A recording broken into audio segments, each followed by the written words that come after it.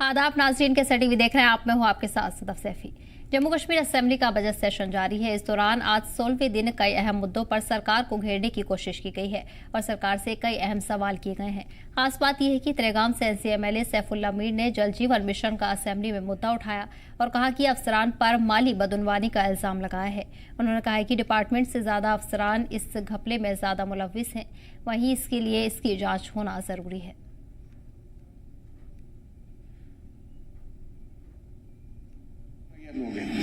ये एक बहुत बड़ा स्कैम है। ये सिर्फ सैकड़ों करोड़ का नहीं है, हजारों करोड़ रुपए का स्कैम है जो जल शक्ति के नाम से। इसलिए मैं कह रहा हूं, जल है, जल हमारा अपना है, पानी अपना है, लेकिन इस पानी को जरिया बनाकर अफसरों और मुलाजिमों ने अपने लिए एक शक्ति बनाई है, ताकत बनाई है रुपये और पैसों की। इसको देखने की जरूरत है। अगर आप इसको देखेंगे नहीं तो ये ऐसा ही चलेगा। अब देखेंगे कैसे? डिपार्टमेंट को कहेंगे आप इंक्वायरी करो। डिपार्टमेंट में वही लोग हैं जिन लोगों ने स्कैम किया है, जिन लोगों ने बंगलिंग्स किए हैं, जिन लोगों ने लूट मार किया है। अब वो कहां करेंगे अपनी इंक्वायरी? इसलिए मैं स्पीकर साहब, मैं गुजारिश करना चाहूंगा आपसे कि ये एक बहुत बड़ा स्कैम है, बहुत बड़ा एक घपला है। इस घपले को अगर ना देखा इस मामले पर अनंतनाग से कांग्रेस MLA गुलाम अहमद मीर ने भी अपने रद्द अमल का इजहार किया है और कहा है कि सरकार अफसरान पर बदउनवानी का इल्जाम लगाते हुए जांच कमेटी तश्कील देने की मांग की है। मैं सीधे वाटर सप्लाई महकमे की जहां तक बात करूंगा, जो जल जीवन शक्ति का यहां पर जिक्र किया गया, तो ये हकीकतन एक हवा तो बनाया गया और करोड़ों, हंड्रेड्स ऑफ करोड़ की पाइपें मंगाई गई। अभी सिक्किम का पता नहीं, मगर पाइपें डंप की गई बड़े बड़े एरियाज में। किस लिए ये पता नहीं। मैं आपको एक मिसाल दे दूं, इसी विंटर में हमारे गांव में जबरदस्त एक्यूट पानी की प्रॉब्लम आई, तो मैंने टीम लिया वहां पर PHE का। मैंने कहा ये देखो, बर्फ भी थी, तो मैंने कहा देखो क्या इश्यू क्या है। और वहां लोग जमा हुए, कहा साहब जहां से पानी हमारा आता है, जो सोर्स है, और फिर SR में जाता है, उस सोर्स में आने वाली जो रास्ते में है, बहुत सारे कनेक्शंस इलीगल उठे हुए हैं। तो विद रिजल्ट उस SR में जाता ही नहीं। तो SR में नहीं जाता है तो गांव को मिलेगा क्या? और इस दौरान आपको बता दें कि जम्मू कश्मीर में असेंबली की कार्रवाई लगातार जारी है, जिस पर अनंतनाग से भी कांग्रेस MLA गुलाम अहमद मीर ने अपने रद्द अमल का आज इजहार किया है। उनकी तरफ से कहा गया है कि सरकारी अफसरान बदउनवानी कर रहे हैं, साथ ही साथ इसकी जांच की मांग भी उनकी तरफ से की गई है। आपको बता दें कि जल जीवन मिशन का मुद्दा असेंबली में उठाया गया, साथ ही साथ इसकी जांच की मांग भी सियासी लीडरान की तरफ से आज की गई है।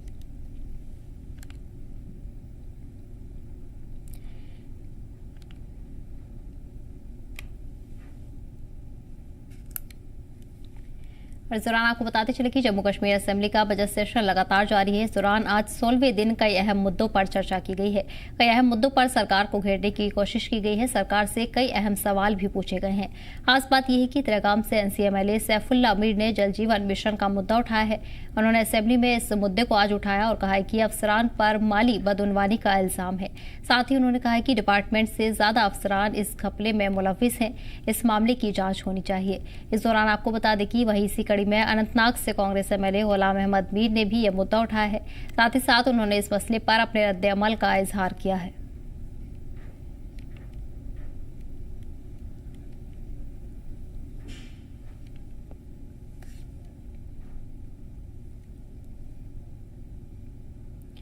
और वहीं इस दौरान कांग्रेस लीडर ने भी बदउनवानी का इल्जाम लगाते हुए इसके लिए जांच कमेटी तश्कील देने की मांग की है। इस मामले पर जांच की मांग सियासी लीडरान की तरफ से की गई है। आपको बता दें कि असेंबली में कार्रवाई का सिलसिला लगातार जारी है। कई अहम मुद्दों को इस दौरान उठाया गया है। साथ ही साथ मुख्तलिफ लीडर्स ने आज जल जीवन मिशन का मुद्दा उठाया है और इस पर जांच की मांग भी सियासी लीडरान की तरफ से की गई है।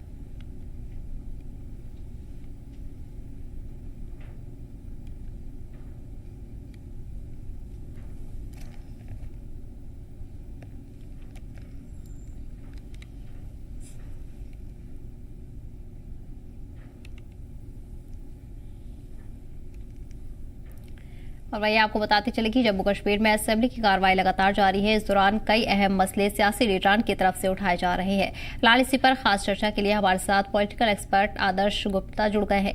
इसके अलावा पॉलिटिकल एक्सपर्ट अमित रायना भी हमारे साथ जुड़ गए हैं। वही senior political expert Ahmed Ayaz भी हमारे साथ जुड़ गए हैं। बहुत बहुत इस्तकबाल है आप सभी हजरात का।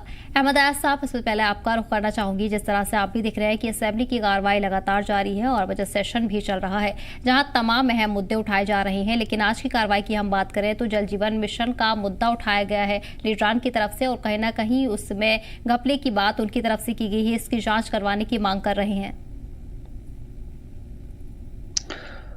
ये पहली बात ये है कि क्या सचमुच करप्शन होता है? यस, जहां तक मुशाहिदा है लोगों का दफ्तरों में काम करने का, दफ्तर में आने जाने का, या जो आम इंसान दफ्तर में जाता है तो वो महसूस करता है कि हाँ करप्शन है। ये पहली बात है कि जब करप्शन है तो फिर ज़रूरी बात है जो भी सिस्टम अवेलेबल है तो वो शायद नाकाफ़ी है उसको चेक करने के लिए। मुझे लगता है कि ये जो आज पर्टिकुलरली जल जीवन को लेकर जो स्कैम की बात की गई, ये शायद एक IAS ऑफिसर ने भी इसका इंकशाफ किया और उसको बहुत जबरदस्त तरीके से पॉइंट आउट भी किया था। तो अब देखना ये है कि इसका मतलब है कि ये लथपथ है, करप्शन में मामला जो है लथपथ है। अगर ये जो IAS ऑफिसर थे जिन्होंने बहुत जोर से इसको उठाया और लिखा भी, सराम लाया, शायद अंदरूनी तौर बहुत सारे मामले ऐसे शायद होते हुए होंगे कि जो बाहर नहीं आ रहे हैं। अगर ये जो IAS ऑफिसर है अगर वो इस चीज को बाहर नहीं निकालते शायद पता भी नहीं चलता। दैट मीन्स कहीं न कहीं सिस्टम में गलती है जो चेक नहीं किया जा रहा है। अगर ये IAS ऑफिसर इस चीज की बात नहीं करता शायद ये बाहर नहीं आता। तो मेरा मानना है कि ऐसे में बहुत सारे और भी शायद स्कैम्स हो सकते हैं जिनको कोई सिस्टम बनाने की जरूरत है, जिसको कोई लाहे अमल बनाने की जरूरत है कि हर एक चीज को चेक करना पड़ेगा, क्योंकि ये बार बार बातें आई हैं। हालांकि बीजेपी ने भी ये कहा कि भाई यहाँ करप्शन जबरदस्त है और शायद सियासतदान उसमें मुलविस है, तो लेकिन अभी तक पकड़ा किसी को नहीं गया। अच्छी बात है कि अगर आज ये किसी फोरम में आई ये बात, असेंबली में आई ये बात, और उसके बाद उसके ऊपर जांच करने की बात है, कमेटी तश्कील की जा रही है, तो ये इससे वेलकम स्टेप, ये अच्छी बात है। लेकिन ये ऐसा हो कि सचमुच के हमने देखना है कि करप्शन कितना हुआ नहीं हुआ, और उसके बाद अगर कुछ कहीं निकल गया तो उसकी कार्रवाई जबरदस्त हो। ये ऐसा नहीं होना चाहिए कि जैसे नॉर्मली होता है, चलो ठीक है बहुत सारे लोग करप्शन केसेस में फिर फ्री भी हो गए, कोई इतना इम्पैक्ट नहीं बना। लेकिन सबसे बड़ी बात यह है कि अगर ये वाक़ा सामने आ गया तो इसको ऐसे हैंडल किया जाए, ऐसे डील किया जाए कि इसका फिर बाकी पर भी इम्पैक्ट रहे कि भाई कहीं न कहीं अगर हम करप्शन करते हैं ये कई भी बार निकल जाएगा और इंसान को पकड़ा जाएगा। तो इसलिए मेरा मानना है कि इस चीज को, आज की इस केस को जो बाहर आया है, तो इसको उस अंदाजे से डील करना चाहिए कि बाकी लोग समझे कि भाई कभी भी करप्शन की बात अगर कोई करता है वो बाहर निकल सकते हैं और फिर एक्शन लिया जाएगा। तो मेरा इसमें यही जहन बनता है कि अच्छी बात है करप्शन के बारे में कोई बात सामने आई और इसको बहुत सीरियस लेना पड़ेगा, संजीदगी से लेना पड़ेगा, क्योंकि ये एक महत्वपूर्ण केस है। तो उसके साथ साथ जब आज हमारे सामने ये आया, इसके साथ साथ ये भी लग रहा है कि हाँ यस करप्शन हो रहा है, और हमारा भी मुशाहिदा है कि जब कोई फाइल किसी बाबू के पास, किसी डिपार्टमेंट के पास जायद वक्त के लिए डिले हो जाती है, तो उसका यही अक्स निकाला सकता है कि या तो वो फाइल डिस्पोज करे, नेगेटिव और positive, it should be disposed of. अगर इसमें महीना लग जाए, 5 महीने लग जाए, 4 महीने लगे, तो देखना चाहिए, जरूर तस्वर करना चाहिए करप्शन का मामला है। तो इसीलिए एक सिस्टम को भी सही उस्तवार तरीके से बनाने की जरूरत है, अकाउंटेबिलिटी की जरूरत है, सर्विस जो गारंटी है उसको इम्प्लीमेंट करने की बात है, उस पर भी अकाउंटेबिलिटी। ये नहीं कि हमने डाल दिया, एक कानून बना दिया, एक रूल बना दिया तो दैट्स ऑल, लेकिन उसको ये भी देखने की बात है कि क्या सचमुच ऐसा हुआ। यहाँ एक ऑर्डर रिसेंटली क्या 2 या 3 साल पहले हुआ कि 5 साल के बाद कोई भी मुलाजिम एक ही जगह पर नहीं रह सकता। पता नहीं उसके ऊपर कितने रिमाइंडर्स गवर्नमेंट ने किए, बहुत सारे डिपार्टमेंट्स में नहीं हुए है। तो मानना मेरा है कि अगर सिस्टम सही भी है, सिस्टम में कोई खामी अगर नजर भी नहीं आ रही है, लेकिन सिस्टम को सही तौर चलाने के लिए, इफेक्टिवली चलाने के लिए, ताकि सारे मामला सही हो, ऐसा भी करने की जरूरत है। ये इतना ही नहीं है कि एक केस आज आ गया इसके हम देखेंगे, लेकिन हमने ये हमारी आंखें खोलना चाहिए कि अगर ये सेक्रेटरीट से बाहर ये बात नहीं आती, शायद किसी को पता भी नहीं चलता। तो ऐसे में बहुत सारे केसेस चलते होंगे जो सराम नहीं आते होंगे। इसलिए सिस्टम को बेहतर बनाने की जरूरत है और इसको अकाउंटेबिलिटी की जरूरत है और इसको प्रॉपर मॉनिटरिंग और चेक करने की बात है। जी बेशक। अमित राणा साहब, आप किस तरह इस मसले को देख रहे हैं? देखा जाए तो असेंबली सेशन लगातार जारी है और इस दौरान कई अहम मसले उठाए जा रहे हैं, लेकिन आज का ये मसला संजीदगी से भरा हुआ है और कहीं ना कहीं इस पर फिक्र जाहिर करने वाली भी बात है। खुद एनसी लीडर की तरफ से इस मसले पर सवाल उठाए गए हैं। क्या लग रहा है आपको, किस तरह सरकार इस पर संजीदा है और क्या कुछ कदम अब उठाने की जरूरत है? देखिए, 2019 में जब 370 को खारिज किया गया तो उसमें बहुत बड़ा वादा था। वो वादा था कि जम्मू कश्मीर में जो पॉलिटिकल पार्टीज और खासकर कुछ फैमिलीज जो करप्शन को इंडल्ज करती हैं, करप्शन को बढ़ावा देती हैं, और J&K में एक करप्शन एक बहुत बड़ा प्रॉब्लम है, उसको सुधारा जाएगा, उसको रिजॉल्व किया जाएगा। और उसके बाद अगर एक ऐसा बड़ा स्कैम आता है जो 12,000 करोड़ का स्कैम कहा जा रहा है, और देखिए बिना आपके तो धुआं होता नहीं है। देखिए सवाल है और सवाल चिन्ह काफी एक्शंस को लेकर है, काफी पॉइंटर्स को लेकर है। तो अगर ये सवाल आज उठ रहा है कि इतने बड़ा स्कैम हुआ है, करप्शन हुआ है, तो मुझे लगता है कहीं ना कहीं ये केंद्र सरकार पे, कहीं ना कहीं हमारे ऑनरेबल प्रधानमंत्री पे, गृह मंत्री पे को इसको संजीदगी से लेना पड़ेगा, क्योंकि ये कहीं ना कहीं उनकी छवि पर भी इम्पैक्ट करता है कि जो वादा हमने जम्मू कश्मीर के लोगों के साथ किया था कि हम उसको करप्शन फ्री स्टेट बनाएंगे, वहां पे एक 12,000 करोड़ का स्कैम उभर कर आ रहा। और जिस हिसाब से परमार साहब जो उस समय प्रिंसिपल सेक्रेटरी थे जल शक्ति के, जिस हिसाब से उन्होंने सवाल उठाए, क्योंकि वो इंचार्ज है इस पूरे प्रोसेस का, जिस हिसाब से उन्होंने सवाल उठाए हैं, तो बिल्कुल लगता है कि कहीं ना कहीं जो वो बातें कह रहे हैं वो उस पर इंक्वायरी होनी चाहिए। और मुझे लगता है कि एक कमेटी की जो बात हो रही है या हाउस कमेटी की बात हो रही है, उससे बढ़कर इसको एक सीबीआई को प्रोसेस दीजिए, सीबीआई को कहीं इन्वेस्टिगेट करें। आज स्टेट गवर्नमेंट रिकमेंड कर रहे हैं सीबीआई को कि इसको इन्वेस्टिगेट करें और इस पे निकालें। देखिए सवाल है, आपने 6,000 करोड़ के पाइप खरीदे हैं, 18 लोग आपने ये जो जल शक्ति का हर घर नल का जो प्रधानमंत्री का सपना है उसको पूर्ण करने के लिए किया गया था। 18 लाख घरों में आपने नल का प्रावधान करना था। उसमें से अगर आज आप 6,000 करोड़ की पाइप खरीद के जीरो खर्चा आप सिविल वर्क्स पे करते हैं और 15 लाख घरों में आप दिखा देते हैं कि पाइप पहुंच गई, तो बिल्कुल ये मुमकिन नहीं हो सकता है कि पाइप खरीदी गई और वो बिना लगा ही घरों में नल का पहुंचा दिया। तो अगर आपका सिविल का एक्सपेंडिचर जीरो है, आपका सिर्फ परचेज का एक्सपेंडिचर चल रहा है, तो वो माल कहाँ है और वो सिविल वर्क के बगैर नलकों में पानी, नलके कैसे लग गए हैं, आपने 15 लाख घरों को कैसे सर्टिफाई करते हैं, इस पर बिल्कुल इंक्वायरी होनी चाहिए। और मुझे लगता है कि हर पॉलिटिकल पार्टी को इस समय उठकर, और ये कहना मतलब मुनासिब भी होगा कि आज नेशनल कॉन्फ्रेंस भी अपने सरकार पर ही सवाल उठा रही है, भारतीय जनता पार्टी भी सवाल उठा रही है, हर एक पॉलिटिकल पार्टी सवाल उठा रही है कि उसको लेकर एक इंक्वायरी होनी चाहिए। एक स्कैम दिख रहा है, अभी है स्कैम नहीं है, मगर जो हमको वादा किया गया था दिल्ली से कि जम्मू कश्मीर अब करप्शन मुक्त होगा, तो मुझे लगता है कि ये पहला बड़ा कदम अब लेना पड़ेगा सरकार को कि एक्शन ले, और जो लोग गिल्टी हैं अगर हैं तो उन पे एक्शन लिया जाए। जी बेशक। आदर्श गुप्ता जी कितना इत्तेफाक रख रहे हैं अमित राणा जी की बात से, क्योंकि जिस तरह देखा जा रहा है ना सिर्फ अपोजिशन लीडर्स बल्कि खुद एनसी के लीडर ने भी इस मामले को आज उठाया है और सवाल खड़ा किया है नेशनल कॉन्फ्रेंस पर, क्योंकि कहीं ना कहीं यह मुद्दा संजीदगी होता नजर आ रहा है और अब सरकार को भी जरूरत है कि सख्त कदम उठाए जाए। आवाम भी यही उम्मीद कर रही है। बहुत सही कहा आपने। 2022 का जो 2004 में और अगस्त 7 को जब अशोक परमार प्रिंसिपल सेक्रेटरी था इसका जल मिशन का, तो उन्होंने ये स्कैंडल लाया था 690 करोड़ रुपए का पाइप्स का।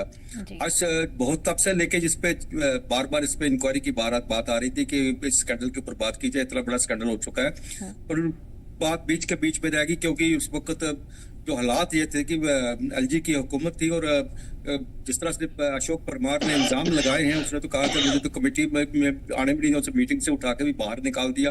बड़े लंबे चौड़े उन्होंने इल्जाम लगाए, उन्होंने कास्ट बेस भी इसको लेके चले गए हैं।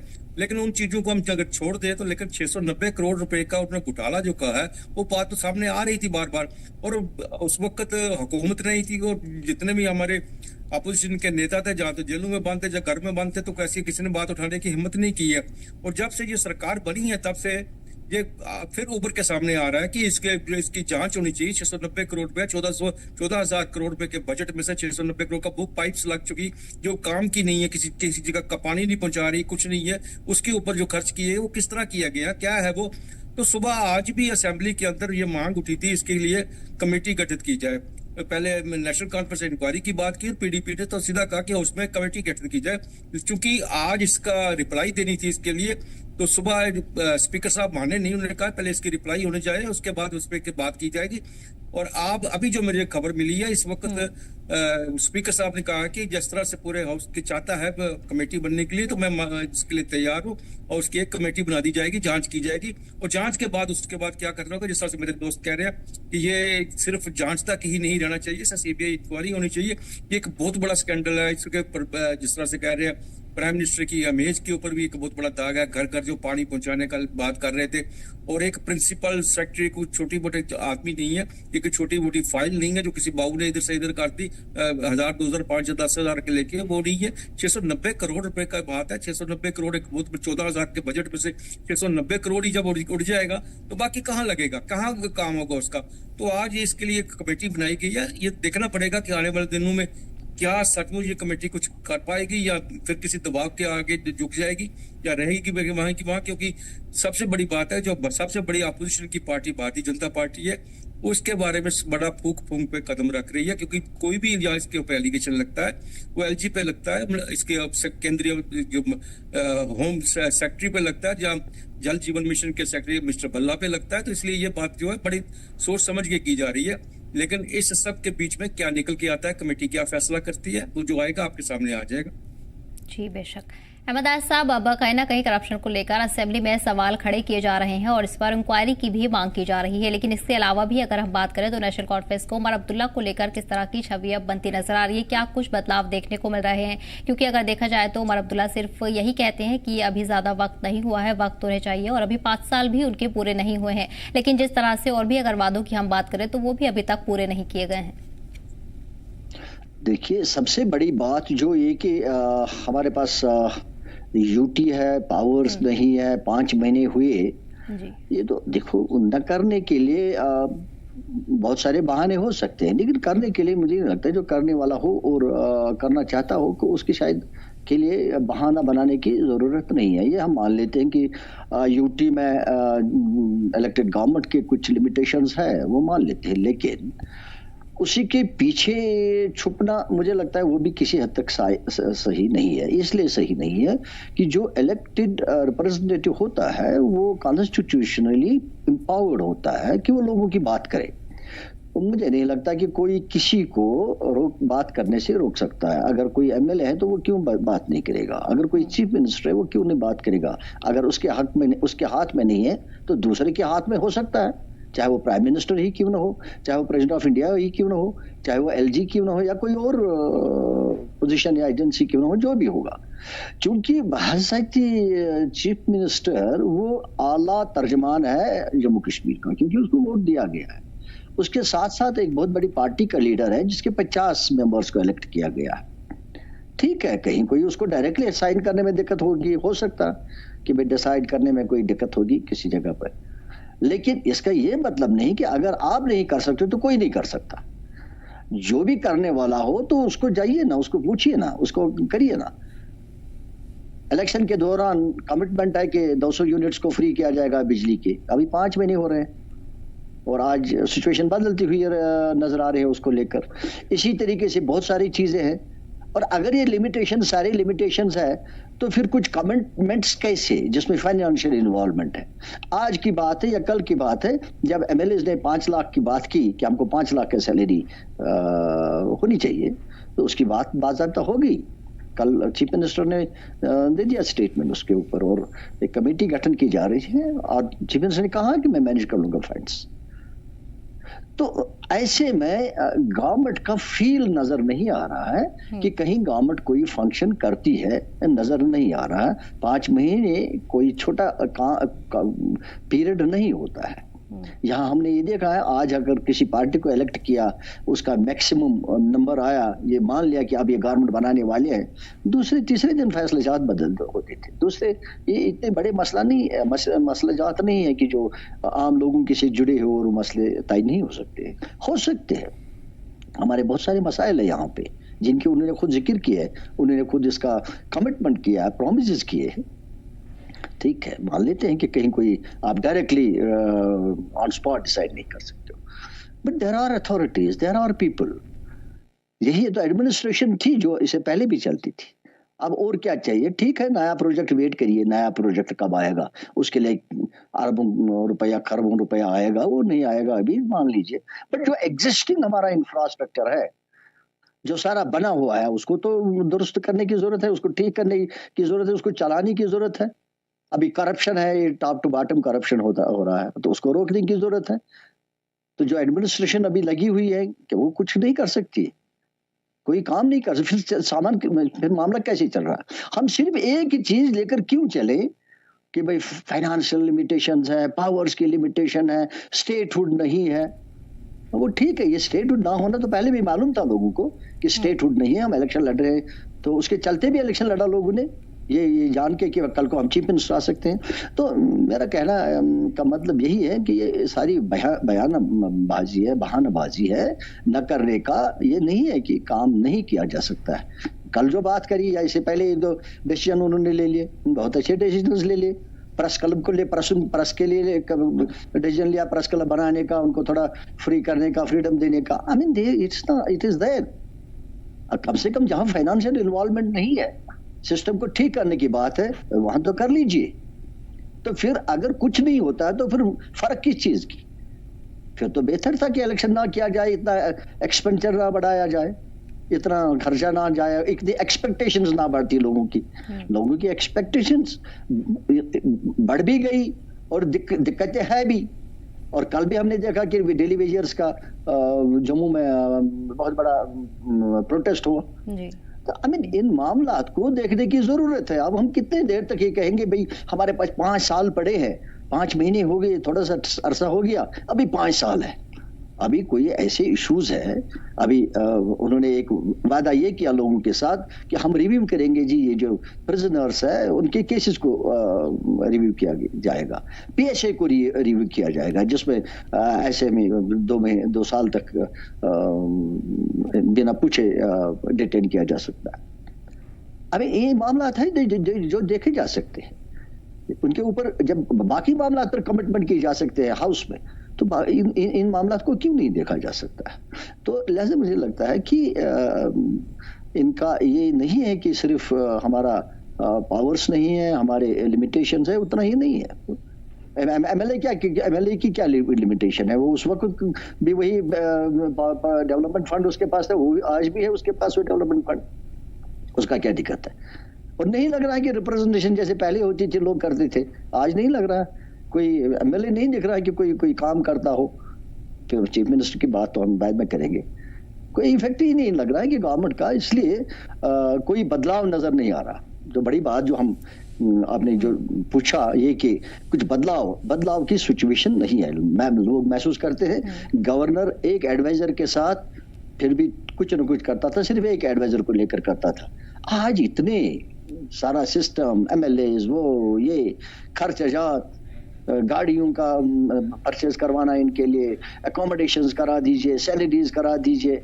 वही तो एक बदलाव है कि 80-90 लोग जो है वो सेटल हो गए, वही तो एक बदलाव लग रहा है, और कुछ ग्राउंड पर नहीं दिख रहा है, कोई खास बात हुई है जो ग्राउंड पर दिखी, जो मैं देखता हूँ। जी बिल्कुल, ठीक है। आज साहब आप सभी बने रहिए हमारे साथ, बढ़ेंगे अगली खबर की ओर। और वहीं आपको बता दें कि जदीबल से नेशनल कॉन्फ्रेंस के एमएलए तनवीर सादिक ने सोलर प्लांट के हवाले से श्रीनगर के साथ नाइंसाफी का इल्जाम लगाया है। उन्होंने कहा है कि जम्मू के बनिबस श्रीनगर में तकरीबन 65% कम सोलर प्लांट लगाए गए हैं। वहीं डोडा के एमएलए महराज मलिक ने बिजली की कीमतों में इजाफे के साथ ही जम्मू कश्मीर में पैदा की जाने वाली बिजली का सही तरीके से इस्तेमाल न होने का मुद्दा उठाया है। इस दौरान महराज मलिक ने मरकजी स्कीमों के जरिए कुछ खास सनअती घरानों को फायदा पहुंचाने का भी इल्जाम लगाया है, जबकि कांग्रेस के निजामुद्दीन भट्ट ने कहा है कि सरकार को इस बारे में शकूक दूर करने के लिए जिन कंपनियों के साथ एमओयू हुए हैं उन पर नए सिरे से गौर करने की जरूरत है। अगर आप सोलर पावर प्लांट्स की बात करते हैं गवर्नमेंट की, अगर आप इनका जवाब देखेंगे तो जम्मू में 671 बिल्डिंग्स को सोलराइज किया है, 14,552 मेगावाट, जबकि श्रीनगर में सिर्फ 250 है। सर इसमें डिस्पैरिटी बहुत है। पानी वाली बिजली भी नहीं है जो पहले 5 साल पहले 200 रुपया या 100 रुपये में हम लोग जलाते थे, आज उसी का रेट हजारों में है। सर रही बात सोलर पावर की, बात हो रही कि डिस्ट्रिक्ट वाइज कितनी बनी है, सर कितनी बनी है? पीएम सूर्या लाया गया है, 18-20 हजार का सोलर प्लेटें छत पे लगानी है, सर वो पावर जनरेट करनी है, फिर वापस भेजनी है, फिर आगे और सप्लाई करनी है। जो हमारे पानी से बने हुए प्रोजेक्ट हैं सर, वो बिजली हमें आज तक नहीं पहुंची। जनरेटेड कैपेसिटी जो जनरेटेड ऑलरेडी है, उसमें जितने भी एमओयूज हुए हैं बिकॉज ऑफ फाइनेंशियल डिपेंडेंस, उसमें शेयरिंग का जो मामला है, शेयरिंग के मामले को रिविजिट करने की जरूरत है। हमारे गेस्ट लगातार बने हुए हैं। अमित राणा जी, कोई एक मुद्दा नहीं है, लेकिन तमाम मुद्दे हैं जिनको ये देखकर भी खुशी हो रही है कि तमाम लीडरान की तरफ से अब उन्हें उठाया जा रहा है, उनकी जांच की मांग की जा रही है, कहीं ना कहीं जवाबदेही सरकार से मांगी जा रही है। अब सोलर प्लांट को लेकर ही तमाम सियासी लीडरान की तरफ से भी शक जाहिर किया गया है। साथ ही साथ ये भी कहा जा रहा है कि उन्हें ये भी शक है कि किसी को फायदा पहुंचाने के लिए भी काम किया जा रहा है। लेकिन ऐसे में अगर ये मसले रहेंगे तो जमीनी सतह पर लोगों तक, आवाम तक कैसे फायदा पहुंचेगा? जम्मू कश्मीर की एक समस्या 75 सालों से रही है कि जम्मू कश्मीर एक करप्ट स्टेट रहा है और उस करप्शन को प्रोटेक्शन कई हद तक 370 देता था। मगर आज वो सरकार के पास एक्सक्यूज नहीं है कि 370, क्योंकि अब रहा नहीं है और 370 हटाया गया था कई वादों के साथ जिसमें करप्शन का जड़ से खत्म करना था। तो आज अगर एलजी एडमिनिस्ट्रेशन या उमर अब्दुल्ला सरकार इस पर शांति बनाए रखती है तो कहीं ना कहीं सवालिया चिन्ह फिर से उठते हैं। जहां तक बात होती है कि जो सरकार ने पिछले 5 महीनों में क्या काम किया, देखिए मुझे लगता है कि बात हो रही थी कि मैनिफेस्टो की बात हो रही थी, नेशनल कॉन्फ्रेंस के वादों की बात हो रही थी। तो अगर मैं उन वादों पे जाऊं तो उस हिसाब से तो कभी नेशनल कॉन्फ्रेंस को वोट मिलने ही नहीं चाहिए थे, क्योंकि वो ऐसे ऐसे वादे थे जो चाहे अगर जम्मू कश्मीर आज एक पूर्ण स्टेट भी होता तो भी वो सरकार पूरी नहीं कर पाती। जैसे 370 को बहाल करना, वापस स्टेटहुड की बात, जम्मू कश्मीर लद्दाख को वापस जोड़ना, जो उनके प्रेरोगेटिव पावर में आता ही नहीं। और इसको लेकर लोगों ने बहुत बढ़ चढ़कर वोटिंग करी। उसके बाद फिर मैं बेनिफिट ऑफ डाउट दूंगा अब्दुल्ला सरकार को, क्योंकि नई नई सरकार है, यूटी पहली बार बना है, रूल ऑफ बिजनेस को लेकर क्लैरिटी नहीं थी और स्लोली और स्टेडली सरकार अपने मूवमेंट में आ रही है। अब ये अब मुझे लगता है कि जो वो एक्सक्यूज है कि हमारे पास अभी हम अभी सीख ही रहे हैं, अब हमें समझ ही आ रहा है, वो धीरे धीरे उस एक्सक्यूज को एब्जॉर्ब करने का टाइम लोगों में खत्म होता जा रहा है। और अगर वो जल्दी ही अपना एक्ट वापस गेट टुगेदर नहीं करते तो लोग उन पर सवाल उठाएंगे। जहां तक बात है करप्शन की और जहां तक बात है डेवलपमेंट की, देखिए एक चीज हमको साफ समझना पड़ेगा कि इन 90 लोगों से एक बात तो जरूर हुई है कि जो जनता की आवाज थी, जो कहीं ना कहीं जनता को आवाज का जो माध्यम चाहिए था वो मिल गया उसको अपने पॉलिटिकल रिप्रेजेंटेटिव के थ्रू। अब वो पॉलिटिकल रिप्रेजेंटेटिव जो लेजिस्लेटिव मेंबर है उसका वो कितना खरा उतरता है उसके विश्वास पे वो समय ही बताएगा। मगर कहीं ना कहीं वो जो आवाज मिसिंग थी उसकी, जो सरकार तक नहीं पहुंच रही थी, क्योंकि ब्यूरोक्रेटिक सेटअप में ब्यूरोक्रेट उतना पीपल फ्रेंडली नहीं होता है जितना एक पॉलिटिशियन होता है। उसे कई वजूहत होते हैं, कई कारण होते हैं। वो एक समस्या सॉल्व हुई। करप्शन को लेकर मैं बार बार कह रहा हूं कि आपको आज से ही इसको लेकर एक एग्जाम्पल सेट करना पड़ेगा। देखिए आप समझिए ये करप्शन 690 करोड़ का नहीं है। 690 करोड़ तो एक ही वो एचडीपी पाइप को लेकर ही है। 6,000 करोड़ की रिक्रूटमेंट करी जा चुकी है, जिसमें से 4,000 करोड़ की रिक्रूटमेंट जम्मू ने करी है, 2,000 की करोड़ की रिक्रूटमेंट कश्मीर डिवीजन ने करी है, 6,000 करोड़ की रिक्रूटमेंट 12,000 करोड़ की प्रोजेक्ट में करी जा चुकी है। और आपने 6,000 करोड़ की जो रिक्रूटमेंट करी है उसको मैंने पहले भी था, उसको आपने सिविल वर्क के साथ कंप्लीट करना, और सिविल वर्क का आपका एक्सपेंडिचर एज ऑफ टुडे जो सोर्सेज कहते हैं, जो बयानात आ रहे हैं वो जीरो है। अगर वो जीरो है तो ये साफ क्लियर है कि ये करप्शन है, क्योंकि आपकी रिक्रूटमेंट आपके सिविल वर्क के साथ साथ बराबर चलती है। आप आज प्रोक्योर करते हैं, सिविल वर्क्स में उसको कंज्यूम करते हैं और फिर अगली रिक्रूटमेंट करते हैं, तो कहीं ना कहीं करप्शन एक लार्ज स्केल पे लग रहा हुआ है। और मैं ये फिर कह रहा हूं कि इससे हमारे आदरणीय प्रधानमंत्री की छवि को नुकसान पहुंचता है। मुझे as a citizen of India और एक जम्मू कश्मीर के निवासी होने का मुझे बड़ी चिंता है कि जो एक अच्छा वो व्यक्ति जो एक देश का भला कर रहा है, जो इस प्रदेश का भला कर रहा है, उसके आप ट्रस्ट के साथ खेलें, ये जायज नहीं है। और इसलिए मैं फिर उम्मीद करता हूं कि कमेटीज का गठन रखिए। जम्मू कश्मीर के मुख्यमंत्री को सीधे आज एक रिकमेंडेशन कर देना चाहिए कि इसको लेकर सीबीआई इन्वेस्टिगेट करे, और ये एक सिंपल लेटर ऑफ रिकमेंडेशन दे कि वो आगे सीबीआई को हैंड ओवर करें, क्योंकि जो कमेटी फॉर्म होगी वो नॉन जुडिशियल बॉडी है, उसका कोई पावर नहीं है, उसकी कोई इश्यू नहीं, वो टाइम बाय करने के अलावा कुछ नहीं कर रहे हैं। लेजिस्लेचर ने अपना काम कर लिया है, उन्होंने सवाल उठाया है, सरकार को इस सवाल को लेकर घेरा है, और एग्जीक्यूटिव का काम बनता है कि वो इसको एग्जीक्यूट करे और इस पे इंक्वायरी सीबीआई को हैंड ओवर करे। जी बेशक। आदर्श गुप्ता जी, जिस तरह अमित राणा साहब ने भी कहा है, साहब ने कहा कि सरकार खुद ही उतनी फंक्शनल होती नजर नहीं आ रही है, उतनी दिलचस्पी नहीं दिखा रही है, जितने भी मैनिफेस्टो या तमाम मुद्दों की सहूलियत की हम बात करें उस पर इतनी जद्दोजहद सरकार की तरफ से भी नहीं की जा रही है। ये भी एक्सक्यूज की तरह देखा जा सकता है कि उतना वक्त नहीं हुआ है, क्योंकि अगर बीजेपी के देखें, अपोजिशन पार्टियों की देखें, तो कहीं ना कहीं उनकी तरफ से भी यही कहा जाता है कि अगर विकास की बात है तो हम पूरी तरह से तैयार हैं, लेकिन अगर सरकार की तरफ से उतनी दिलचस्पी नहीं है तो किस तरह जिन वोटों पर जीत हुई है वो कैसे पूरे होंगे?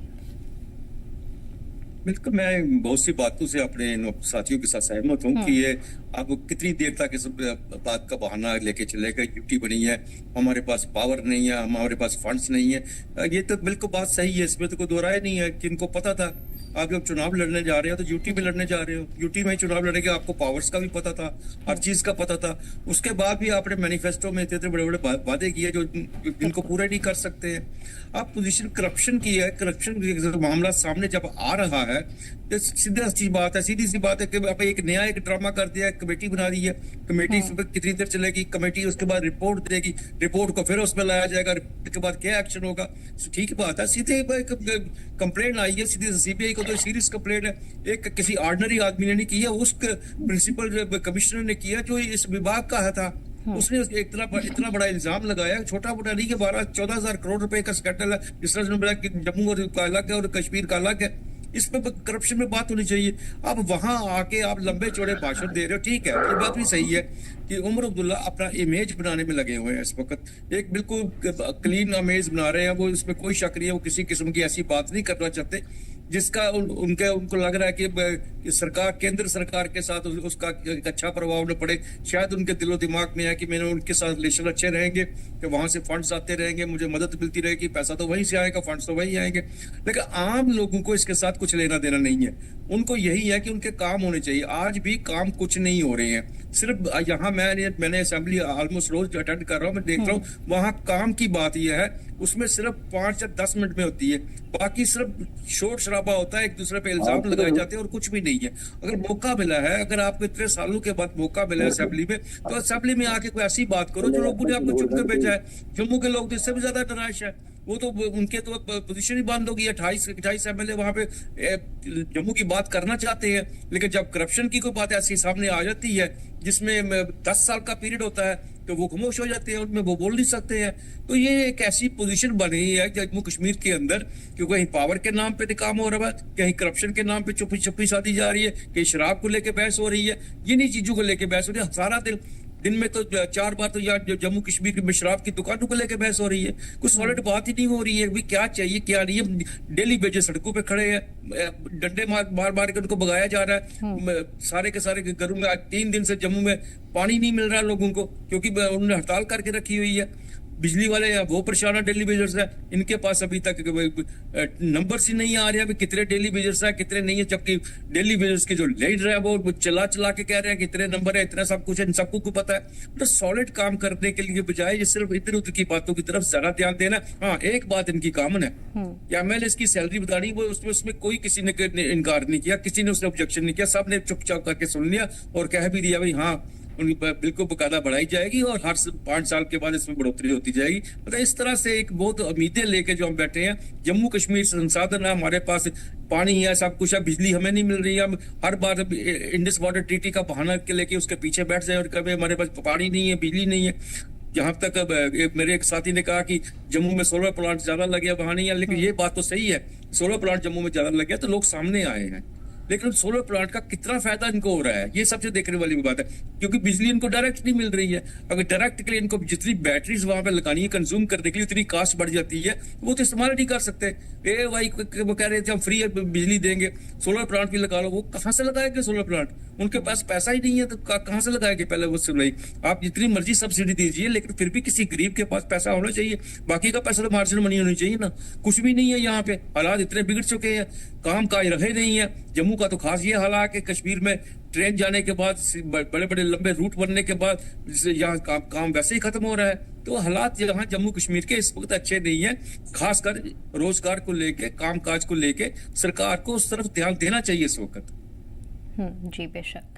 अहमद अयाज जी, कहीं ना कहीं असेंबली में आज ये मुद्दा गरमाया रहा कि जम्मू में सोलर प्लांट ज्यादा लगे हैं कश्मीर के मुताबिक, लेकिन वहीं उमर अब्दुल्ला को कई बार ये भी कहते हुए सुना गया है कि जिस तरह जम्मू कश्मीर के लोगों को लगता था, जम्मू के लोगों को लगता था कि उनके साथ नाइंसाफी होती है, तो वो उसको बराबर करने के लिए जम्मू में खास तौर पर काम करेंगे। तो ये भी उसके पीछे का तर्क हो सकता है, और ये भी तर्क वाजिब है जिस तरह आदर्श जी की तरफ से कहा गया कि ये बहाना बहुत ज्यादा वक्त तक नहीं चलेगा। क्या वादे करने से पहले उमर सरकार को उमर अब्दुल्ला ये नहीं जानते थे कि उन्हें मरकज के साथ बनाकर चलना होगा?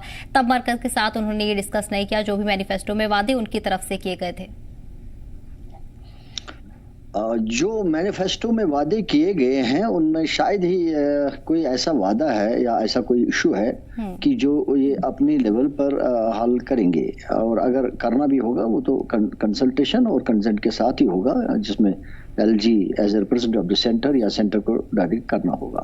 ये जानकर भी कि भाई ये सारी दिक्कतें हैं, इलेक्शन लड़ा गया और बहुत जबरदस्त इलेक्शन लड़ा गया, लोगों को ये भरोसा दिया गया कि भाई हम सारा ठीक कर सकते हैं, क्योंकि कहीं भी ये बात नहीं आई कि स्टेट हुड को रेस्टोर करने के जरूरत इन चीजों को हल करने की है। वो दूसरी बात है, कुछ लोग जो सियासी जानकार है या कुछ इन मामलात में जान रखते या कुछ ज्ञान रखते हैं, उनको वो तो जानते ही थे कि इसमें दिक्कतें हैं, लेकिन आम जो नागरिक है, आम जो वोटर है, उसने ये वोट डाल के किया, ये जान के वोट डाला कि उनको एक एश्योरेंस मिली, उनको एक विगरस कैंपेनिंग में ये इत्मीनान मिला कि हम सारा ये मसला हल कर सकते हैं कि जो भी उन्होंने मैनिफेस्टो में दिए हैं। सो दैट वे वो एक बेशक हर एक पॉलिटिकल पार्टी तो मैनिफेस्टो ऐसे ही कर लेती है, लेकिन जब आपको मालूम है कि आप इन चीजों को नहीं कर सकते हो, तो पहली बात है कि मेरा मानना है कि साफ साफ करना चाहिए थी बात कि लोगों को धोखे में नहीं रखना चाहिए, और लोगों को मुश्किलात थे भी, बहुत सालों से रिप्रेजेंटेशन नहीं हो रही है, एक एक्सेसिबिलिटी नहीं रही, इसके बावजूद कि लोग काम करते थे, एडमिनिस्ट्रेशन काम होता था, ये नहीं कि नहीं होता था, लेकिन फिर भी इलेक्टेड गवर्नमेंट बनने से लोगों के तवक्कात भी बढ़ जाते हैं और एक्सेसिबिलिटी भी बढ़ जाती है। तो अभी तक जो हम देख रहे हैं ना, इस वक्त वो एक्सेसिबिलिटी बढ़ रही है और ना जो तवक्कात लोगों ने बांध लिए है या उनको बताया गया उसके ऊपर कोई एक्शन या कार्रवाई की गई हो, इतना कुछ लग नहीं रहा है। और ये भी हमारा मानना है कि जब तक इन सारे मामलात को लेकर सेंट्रल गवर्नमेंट के साथ कोई सहमति नहीं बनेगी, तब तक इसमें से कुछ भी हल होना मुश्किल है। वो बड़े बड़े इश्यूज को छोड़ के, जैसे जहाँ स्पेशल स्टेटस की बात है या कोई 35A के तहत जो जमीन और जॉब्स के रेट्स की बात है, वो अगर एक साइड छोड़ के भी करेंगे जो बाकी मैनिफेस्टो में अचीवेबल है, जिसको अचीव किया जा सकता है। ये नहीं कि वो अचीवेबल नहीं है, उसमें अचीवेबल सारा है। लेकिन मुझे लगता है कि जब तक सेंट्रल गवर्नमेंट के साथ सहमति नहीं बनती है तब तक उन मामलात पर शायद दिक्कतें आएगी। लेकिन उसके अलावा जो एग्जिस्टिंग, जैसे मैंने पहले भी कहा, जो एग्जिस्टिंग सिस्टम है उसको भी सही ढंग से चलाने की बात है। हेल्थ सेक्टर है, एजुकेशन है, पानी का निज़ाम है, इसको भी अगर सही ढंग से चलाया जाए, कम से कम लोगों की दिक्कतें कम हो जाएंगी, लोगों के मामला थोड़ा हल हो जाएंगे। बहुत सारे वक्त से लोगों के मसाइल पड़े हुए हैं दफ्तरों में, उनके पास कोई अकाउंटेबिलिटी नहीं है, उनसे नहीं कोई पूछता है, और वही करप्शन शायद बढ़ जाता है, वही करप्शन का एक वजह बन जाता है। जब फाइलें बहुत देर तक पड़ी तो जब तक करप्शन नहीं होगा तब तक फाइल ही निकलती है। क्या वजह है कि एक फाइल 2 महीना, 3 महीना, 4 महीना भी रुकेगी किसी दफ्तर में? कोई वजह ही नहीं लग रहा है। अगर सही है करने के लिए, सही है तो आगे करिए, अगर सही नहीं करने के लिए तो रिजेक्ट करिए, वापस भेज दीजिए। अपने पास रखने का क्या मतलब है? अभी यहाँ पेमेंट्स बहुत सारे लोगों की, कॉन्ट्रैक्टर्स की, जो इस पर डिपेंड करता है, कॉन्ट्रैक्टर्स का भी एक बहुत बड़ा तबका, एक मिसाल के तौर पर मैं कह रहा हूँ, उनकी 4-5 साल से पेमेंट्स बंद पड़े हुए हैं, करोड़ों में बंद पड़े हुए हैं, उनका भी गुजारा नहीं हो रहा। बहुत सारे लोग बंद भी कर रहे हैं अपने कारोबार को। अगर उनका जायज है तो देना चाहिए था, उनसे काम ले लिया आपने, उनसे तेल डलवाया सड़कों पर, मैकेडमाइजेशन करवाया, पावर प्रोजेक्ट्स करवाए, बाकी चीज करवाए। आपके पास जब पैसा था तभी करा दिया। और उनका ऐसे में, ये मैंने आधा इसके मिसाल के तौर पर बात कही, ऐसे में लोगों के जिनके ऊपर और फाइनेंशियल इन्वॉल्वमेंट की जरूरत नहीं है, जो ऑलरेडी ऑलमोस्ट काबिल सेटलमेंट है, काबिल रिड्रेसल है, उनको भी रिड्रेस नहीं किया जा रहा है। तो इसीलिए मुझे लगता है कि अगर यही सूरत हाल चली तो शायद लोग बिल्कुल बदजुन हो जाएंगे। वैसे भी लोग सियासत से बदजुन है, लेकिन मुझे लगता है कि क्योंकि इस इलेक्शन में लोगों ने बहुत ही जोश खरोश के साथ और उम्मीदों के साथ इलेक्शन लड़ा, इसीलिए शायद सियासत से बदजुन हो के भी नेशनल कॉन्फ्रेंस को सबसे ज्यादा मैंडेट मिला। और जबकि लोग सबसे ज्यादा बदजुन है सियासत से, लेकिन फिर भी मैंडेट मिला, इसलिए कि उन्होंने कंपैरिजन किया, जो एलजी एडमिनिस्ट्रेशन है उनके कंपैरिजन में यही समझा कि रिप्रेजेंटेटिव गवर्नमेंट जो है वो सही है। लेकिन नहीं लग रहा है कि अभी की वो जो एक्सपेक्टेशन है लोगों के वो हो रहा है। और उसके साथ साथ जैसे इनकी नई गाड़ियों का परचेज करवाना एक प्रायोरिटी में, आते आते तनख्वाहों को अपने रिलीज करवाना, फिर गाड़ियां मंगवाना, फिर अब तनख्वाह को बढ़ाने की बात, तो लग रहा है कि शायद ये अपने ही लिए ही आए हैं, अपने ही काम काज के लिए आए हैं, अपने ही मामलात को देखने के लिए आए हैं, अब रुपया कमाने के लिए आए हैं, लोगों की इमदाद के लिए, लोगों के रिलीफ के लिए, लोगों की भलाई के लिए नहीं आ रहे हैं। नहीं तो अगर हम करप्शन को देखें, करप्शन एक बहुत बड़ा मुद्दा है, बहुत बड़ा मसला है। अगर करप्शन ही खत्म हो जाता है किसी स्टेट में, जम्मू कश्मीर में ही मान लीजिए, अभी कोई काम नहीं है गवर्नमेंट के पास, मान लेते हैं कि उनके पास कोई काम नहीं है, कम से कम ये काम तो है, वो दफ्तरों में घुस के दफ्तर में जाके देख लेंगे कहाँ क्या पेंडिंग है, करप्शन कहाँ हो रहा है, कम से कम ये चीजें तो कर सकते थे। नॉर्मल एडमिनिस्ट्रेटिव मैटर्स में उनके पास डिपार्टमेंट्स है, होम मिनिस्ट्री नहीं है गवर्नमेंट के पास, जैन के गवर्नमेंट के पास, या कोई और डिपार्टमेंट हो सकता है, मैक्सिमम डिपार्टमेंट्स तो है उनके पास, उनको चलाने के लिए भी क्या किया जाता है। हेल्थ सेक्टर में कोई चेंज नहीं आ रहे हैं, वही चेंज, लोगों का वेट करना, बाहर लाइनों में रहना, डॉक्टर का अवेलेबल नहीं होना, दवाई नहीं होना, वो तो अभी भी चलता रहता है। कम से कम उन चीजों पर ध्यान दीजिए, उनकी एफिशिएंसी जो एडमिनिस्ट्रेशन की है, एफिशिएंसी वो बढ़ जाए और लोग महसूस करें कि कोई चेंज आ गई है, कोई चेंज नजर नहीं आ रहे। इसलिए लग रहा है कि दिक्कतें हैं, और ये भी स्टेटहुड के पीछे, पावर्स ना होने के पीछे ये भी छुप रहे हैं, कोई काम हो नहीं रहा है। तो मेरा मानना है कि इनको अपनी स्ट्रेटजीज को बदल देना चाहिए और महसूस करना चाहिए, एक आम आदमी महसूस करना चाहिए कि कहीं गवर्नमेंट कोई फंक्शन कर रही है और गवर्नमेंट इन प्लेस है।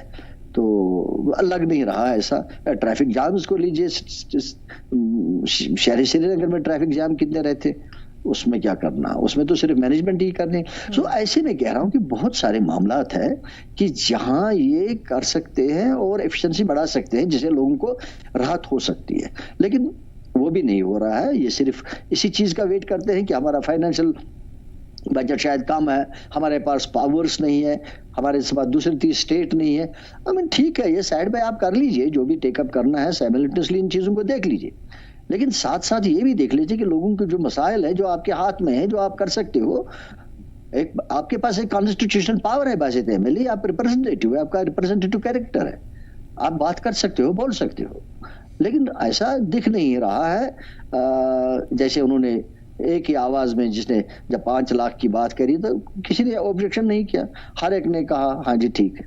तो ऐसे में असेंबली में मामला तो उठाए जा सकते हैं, असेंबली से बाहर लोगों के मामले उबारे जा सकते हैं, तो लेकिन ऐसा दिख नहीं रहा। तो जहां तक स्टेट और सेंटर की बात है, well they have to coordinate, not only J&K, कोई भी स्टेट गवर्नमेंट नहीं तब तक इफेक्टिवली काम कर सकती है जब उसमें सेंटर का हाथ ना हो।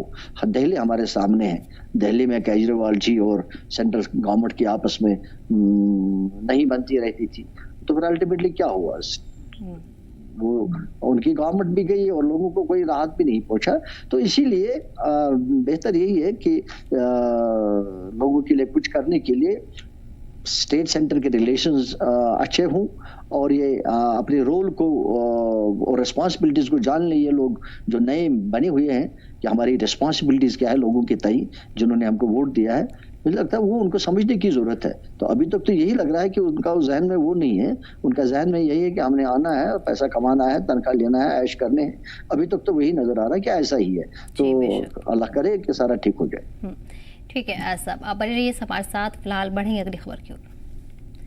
वहीं बहू से बीजेपी एमएलए विक्रम रंधावा ने असेंबली में ये मुद्दा उठाया है कि जंगल की सरकारी जमीन पर जो कब्जे चले आ रहे हैं उसको आजाद कराने के लिए सरकार क्या कदम उठा रही है, या सरकार को इसको लेकर कुछ और मंसूबा है।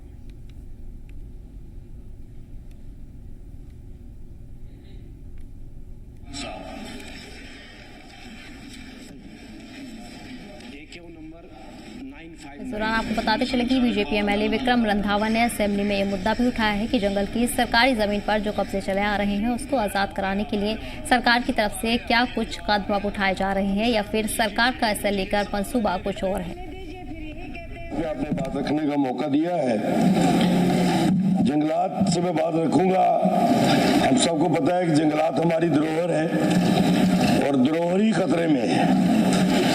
अब हम इस सरकार पे इल्जाम लगाएं तो मुझे लगता है कि कहीं उचित नहीं होगा, और इससे पीछे मुड़ के देखें तो जंगलात काफी हद तक कब्जा हुए हैं। किन लोगों ने किए हैं, किन परिस्थितियों पे किए हैं, उस पर ज्यादा नहीं जाऊंगा। मुझे लगता है कि मंत्री साहब के पास काफी इनपुट्स ऑलरेडी होंगे भी, और काफी हद तक डिपार्टमेंट ने कोशिश भी की है लैंड वापस रिट्रीव करने की, पर आज भी मुझे लगता है कि बहुत कुछ उस पर करने की जरूरत है। मेरी अपनी कॉन्स्टिट्यूएंसी में काफी बड़ा एरिया जो है जंगलात को लगता है, कहीं पर आलीशान बंगले बने हैं, कहीं पे मॉल्स बने हुए हैं। अब उनसे कैसे उसको रिट्रीव किया जाए, इसके लिए कोई कंक्रीट पॉलिसी मंत्री महोदय को बनानी चाहिए। अगर वर्स्ट टू वर्स्ट कंडीशन में लगता है कि हालात खराब हो सकते हैं, वापस लेनी मुश्किल है, तो आज की रेट में जो मार्केट रेट पड़ता है विद ऑल द पेनल्टीज करके उनसे पैसा वसूला जाए, ताकि जंगलात की वो जमीन जो जबरन कब्जा हुई है उसके लिए एटलीस्ट डिपार्टमेंट को कुछ ना कुछ तो फंड्स के तौर पे आने चाहिए। सीपीआईएम के सीनियर रुकन असेंबली मोहम्मद यूसुफ तारिगामी ने भी आज ऐवान में जंगलात के तहफ़्फ़ुज़ का मसला उठाया है। उन्होंने कहा कि जंगलात को बचाने के लिए ज़रूरी है कि पहले उसके आसपास रहने वाले लोगों को तहफ़्फ़ुज़ दिया जाए। साथ ही उन्होंने सरकार पर जोर दिया है कि कबायली लोगों को इस अमल में शरीक किया जाए। इसके अलावा कुलगाम के विधायक ने माहौलियाती तब्दीली के ज़ेर असर सैलाब के खतरे से भी आगाह किया। थोड़ा सा ये देख लीजिए, हमारे इस खत्ते की क्लाइमेटिक सेंसिटिविटीज हैं, अगर उनका ध्यान नहीं रखा गया डेवलपमेंटल प्रोसेस को आगे बढ़ाने में नुकसान रहेगा हमारे लिए और मुतासर होगी हमारी इकोलॉजी। इनका दिफा किया जा सकता है लोकल पॉपुलेशन। महज ये कि हम महकमे बनाए, जुर्माना कर ले, वो भी एक है सजवाब, लेकिन इसके फारग प्रोटेक्शन फोर्स बनाए। लेकिन इसके अलावा जो लोकल पॉपुलेशन है, अगर उनको इन्वॉल्व ना किया जाए, ये हमारा फॉरेस्टों को तहफ़्फ़ुज़ देना काम मुश्किल हो जाएगा। लेकिन उसकी रखवाली करना, उस पर ध्यान देना, इरिगेशन पर, फ्लड कंट्रोल पर भी लाजिमी है। लेकिन खास तौर पर मैं डिप्टी सीएम साहब से कहूंगा, उनके कंधों पर जहां और बोझ है वहां ये बोझ भी है। सैलाब से बचने के लिए आपने हमारी मदद करनी है इस हाउस की, वो ये कि माइनिंग को रेगुलेट करना आपके लिए, हम सब के लिए और हमारी तरफ से आपके कंधों पर बड़ी जिम्मेदारी है। हमारे गेस्ट लगातार बने हुए हैं। अमित राणा साहब, तमाम मसले हैं और इस दौरान असेंबली में भी वही सब मसले उठाए जा रहे हैं, लेकिन अगर आवाम की बात करें तो जम्मू कश्मीर में इन दिनों एहतिजाज का दौर लगातार जारी है। कई जगहों पर, कई मकामात पर एहतिजाज किए जा रहे हैं, कहीं सफाई को लेकर और कहीं पानी को लेकर, कहीं डेली वेजर्स का भी मसला लगातार इन दिनों बना हुआ है। देखिए, जब पेड़ बोया बबूल का तो आम कहाँ से होंगे। नेशनल कॉन्फ्रेंस का अगर आप मैनिफेस्टो देखें और जिसको लेकर खासकर कश्मीर का वैली में मोटिवेशन पे जो वोट किए गए, उसमें डेवलपमेंट प्रायोरिटी पे नहीं था। मैं आज अभी भी अपने हाथ में मैनिफेस्टो खोल के बैठा हुआ हूँ, बार बार देखता हूँ जी। मैनिफेस्टो के जो पहले पॉइंट्स थे वो वैसे पॉइंट्स थे। 70 साल से नेशनल कॉन्फ्रेंस ने 75 साल से एक ही राजनीति करी है, वो है ऑटोनॉमी की, वो है 370 की, वो है प्लेबिसाइट की। और ये मैनिफेस्टो भी कोई अलग नहीं था। इसका जो पहला पॉइंट ही, जो इंपॉर्टेंट पॉइंट्स थे मैनिफेस्टो के, वो रोजगार की बात नहीं करते थे, वो डेवलपमेंट की बात नहीं करते थे, वो बात करते थे ऑटोनॉमी 2000 का जो रेजोल्यूशन है असेंबली का ऑटोनॉमी को लेकर, उसको उस पे काम किया जाएगा, 370 और 35 से वापस लाया जाएगा। 2019 का जो रिऑर्गेनाइजेशन एक्ट है उसको रिवर्स किया जाएगा।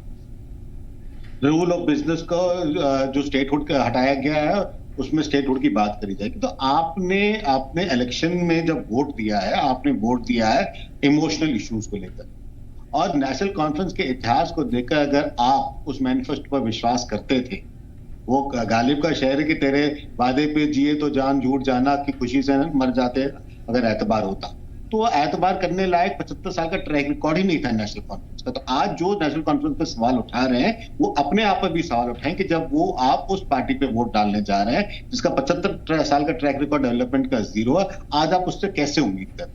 हालांकि मैं फिर कहूंगा कि उमर अब्दुल्ला समझ गए थे इलेक्शन जीतते ही, और उन्होंने रिकंसाइल करने का प्रयास किया सेंटर के साथ, क्योंकि उनको पता है कि अगर उनको सरकार चलानी है, जो ग्लोरिफाइड म्युनिसिपैलिटी है जम्मू कश्मीर की, अगर उनको वो चलानी है तो उसमें आज केंद्र की आवश्यकता रहेगी। मगर बहुत चीजें ऐसी हैं जो एक रिप्रेजेंटेटिव कैरेक्टर, जो एक एमएलए, एक इलेक्टेड गवर्नमेंट डिलीवर कर सकती है। आपके हक में बहुत चीजें नहीं है, बट आपके पास बहुत पावर्स हैं। जो रूल ऑफ बिजनेस आप डिफाइन कर सकते थे, आपने नहीं करे हैं, वो आप कर सकते थे। आज सीबीआई इंक्वायरी आप इनिशिएट कर सकते हैं, वो आप नहीं कर रहे हैं। जो हॉस्पिटल्स में या हेल्थ डिपार्टमेंट में या एजुकेशन डिपार्टमेंट में जो खामियां हैं, देखिए जम्मू कश्मीर के जो यूनियन टेरिटरी की गवर्नमेंट है वो दिल्ली से कंपेयर नहीं करी जा सकती, क्योंकि union territory of Jammu Kashmir की गवर्नमेंट के पास दिल्ली से ज्यादा पावर्स है। और अनलाइक केजरीवाल, जिनके नेशनल एम्बिशन है, उमर अब्दुल्ला के ऐसे कोई नेशनल एम्बिशन नहीं है। तो उनको पता है कि वो सेंटर से कन्फ्रंटेशन करके सरवाइव नहीं कर सकते। और ये आज की बात नहीं है, ये बात 2019 से पहले भी की थी कि जो भी सरकार जम्मू कश्मीर के स्टेट में आती थी वो सेंटर से कन्फ्रंट नहीं करती थी, चाहे वो आइडियोलॉजिकली अपोजिट पार्टी क्यों ना हो, क्योंकि स्टेट जो ग्रांट पे जिंदा रहता है, 90% जो गवर्नमेंट सेंट्रल गवर्नमेंट एड पे सर्वाइव करता है, उसको अफोर्ड नहीं कर सकता। मगर आपकी जो डिलीवरेबल्स हैं, जो एक्सिक्यूशन है, वो आज आप फोकस नहीं कर रहे। तो आज मुझे लगता है कि सबसे पहले तो लोगों को जवाब मांगना चाहिए नेशनल कॉन्फ्रेंस से कि आप अपनी प्रायोरिटीज को रिवाइव करिए। हमने खुद जब अपने खुद डेवलपमेंट को वोट नहीं दिया है, तो हम किस उम्मीद लगा के बैठे हैं नेशनल कॉन्फ्रेंस की डेवलपमेंट देगा। हमने खुद वोट उन इश्यूज पे दिए हैं जो नेशनल कॉन्फ्रेंस डिलीवर कर ही नहीं सकता, और उसके बाद हम उनसे कहते हैं डेवलपमेंट। उन्होंने तो डेवलपमेंट की बात ही नहीं करी। उनके वादे ऐसे ऐसे थे कि हम 6 महीने में 5 लाख लोगों को नौकरी लगा देंगे। कैसे लगाएंगे उसका जवाब किसी के पास नहीं था। मैंने एक बार एक नेशनल कॉन्फ्रेंस के स्पोक्सपर्सन से पूछा कैसे लगाएंगे, बोला 1 लाख जो ऑलरेडी एम्प्लॉयड लोग हैं, जो कॉन्ट्रैक्चुअल हैं, हम उनको परमानेंट कर देंगे।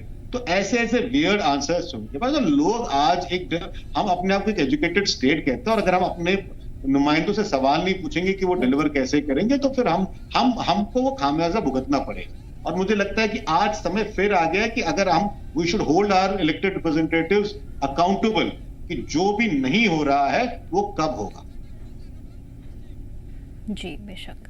ठीक है, अमित राणा साहब, आदर्श गुप्ता जी, अहमद अयाज साहब, हमारे इस खास प्रोग्राम में इतना ही। और उम्मीद करते हैं कहीं ना कहीं जिस तरह असेंबली में मुद्दे उठाए जा रहे हैं, साथ ही साथ अब आवाम की तरफ से भी सड़कों पर निकलकर एहतजाज शुरू किए जा रहे हैं, सरकार भी इस पर गौर करे और अपनी